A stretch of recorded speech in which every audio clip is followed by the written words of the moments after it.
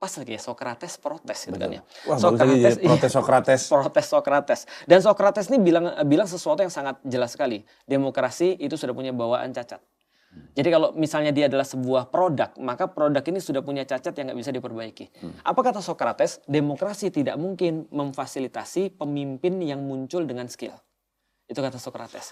Lalu dia ngasih contoh. Contohnya adalah kalau kita berada di satu kapal, anggaplah ada 30 orang, maka siapa yang kita pimpin daripada kapal ini yang 30 orang ini menjadi kapten?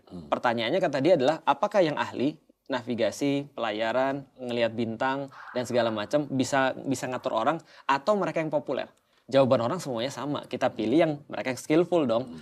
Tapi ternyata Socrates bilang demokrasi memfasilitasi the one that popular, bukan the one with skills.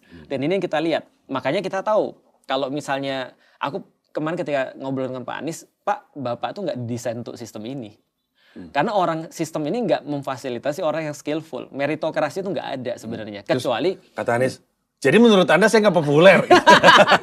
Jadi tapi bagus sarannya. Bagus sarannya. Sarannya adalah sarannya gini, demokrasi harusnya dibagi dua.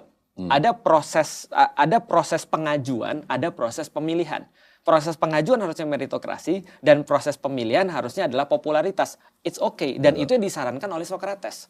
Socrates bilang dalam sistem demokrasi murni itu nggak bisa orang-orang skillful terpilih. Terlalu chaos itu. Maka harusnya katanya Socrates kalau nggak salah ngutip, demokrasi hanya privilege bagi orang-orang yang paham. Atau hanya privilege bagi orang-orang yang the knowledge one. Jadi katanya kalau orang punya knowledge, baru dia boleh terus ikut dalam demokrasi.